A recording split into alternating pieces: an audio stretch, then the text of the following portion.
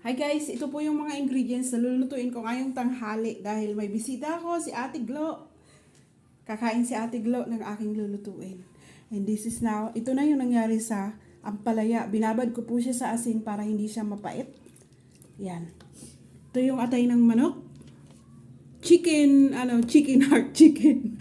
Atay ng manok. Ito yung sibuyas, kunting sibuyas kasi mahal ang sibuyas, kunting tomato dahil mahal ang kamatis, bawang, saka sili. So, yan po yung ingredients na lulutuin ko ngayong tanghali.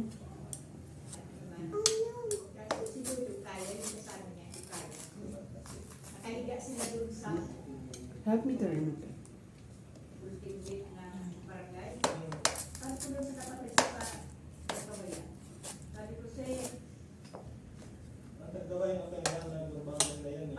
Palinahin ko nga dyan sa dulo kasi nandiyan sila sa barangay papahinga.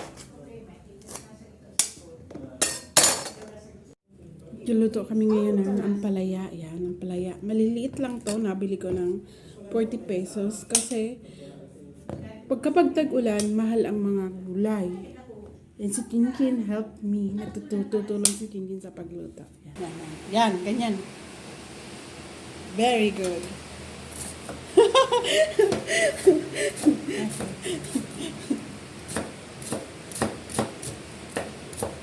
This is my bolo. Itak. Malaki. Yeah.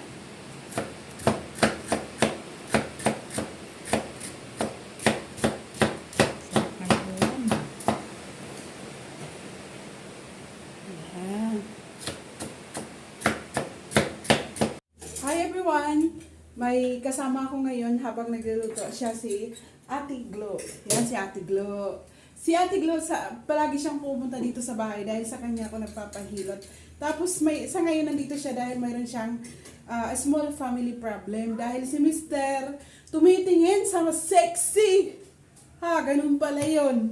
Kaya kininto niya sa akin na dito muna siya magpapalipas ng sama ng loob. Dahil si Mr. nga, kagabi, uminom, gusto niya antayin pag-uwi, hindi na pa naman umuwi dahil may mga kainuman sa labas, maulan.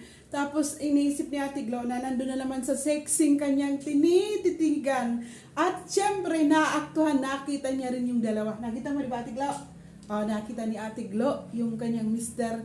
Mayroong iba. Napakasakit, Kuya Aide. Sarap suntukin. Ano na po, kasi matanda na kasi ako, kaya hindi ko na kayang maibigay yung gusto niya.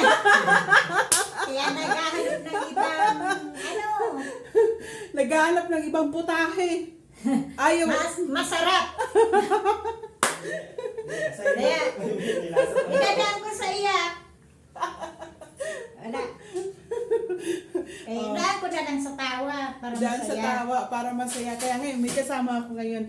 At dito si Ate Glo kakain ng aking ilulutuin ngayon. Kaya ngayon, magluluto kami ni Ate Glo ng ampalaya. Napakasakit! Kailan dumating, Les? Nakita mo? Ano kayo? Hindi.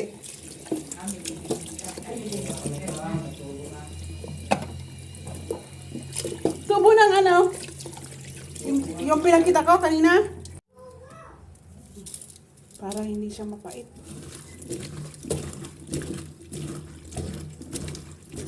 Ayun si Ate Glo. So, bisita ko siya ngayon. Siya ang isa sa titikim sa lulutuin ko ngayong tanghali. Kasi si Ate Glo is heartbroken ngayon. Dahil pasaway si Mr. niya. So magluluto ako ngayon, si Ate Glo dito kakain. So tara guys, let's go! Yeah. Sabi ko nga, ito yung ampalaya. Ito yung puso ng manok, atay ng manok, kamatis, sibuyas, bawang, saka sili. So, let's go! Ay, bawang!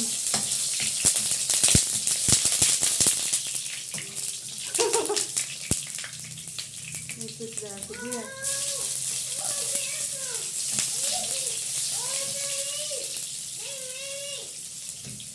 Ilapit-lapit mo po, kunti Ate Glo. Ilapit-lapit mo po. Yan, yan, yan. Kamatis.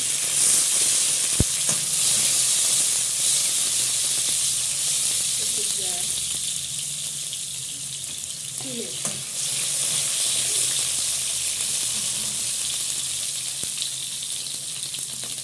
Next is atay ng manok. Atay ng manok. Sarap!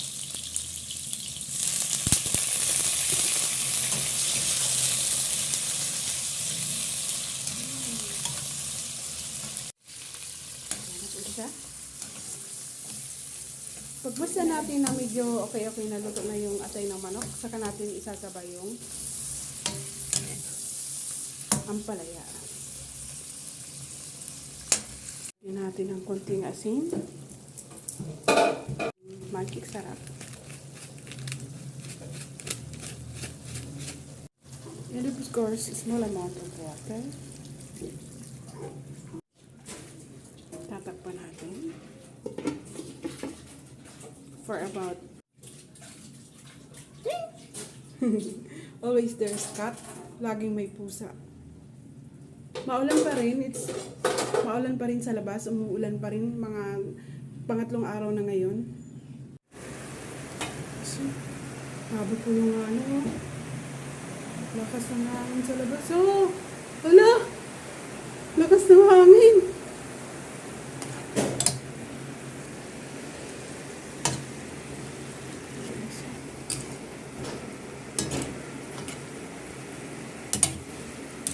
Hi, Kinchen.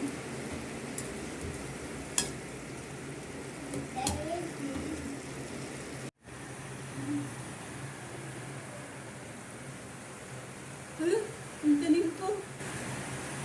Grabe. Tapos na ulan. Maulan sa labas, grabe po. Lapit na po siyang maluto. Yan. Kaso maanghang. Na maanghang. Luto na po siya. Thank you, Lord. Maraming salamat po sa aming pagkain ngayon. At ito'y magbibigay lakas sa buong magdamag sa aming katawan. At napakamaulan po, mabagyo, sana mawala na yung ulan. Walang katapusang ulan. Uminit naman ng kahit konti. Ang ampalaya ay isa sa masustansyang gulay na nagbibigay nutrients sa ating katawan. Full of nutrients. Kaya naman gustong-gusto, sabi ko nga kanina, gustong-gusto ng mga nagkakaedad na. So ito po ang ulam namin ngayong tanghali. Bye-bye! Maraming salamat! God bless! Everybody looks to the right. You can feel that. It's not about the money, money, money.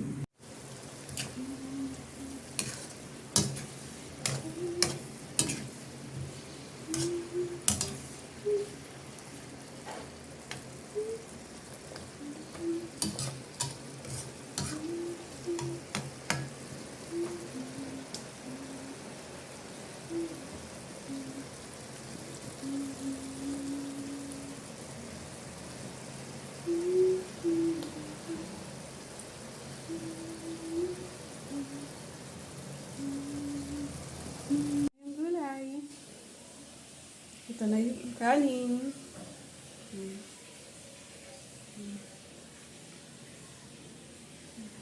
Isang ko may kasama na naman kumain sa ating club. Kain po. Yan. Ang ano yun, Elben? Elben, ano yan? Ano? Ano yan?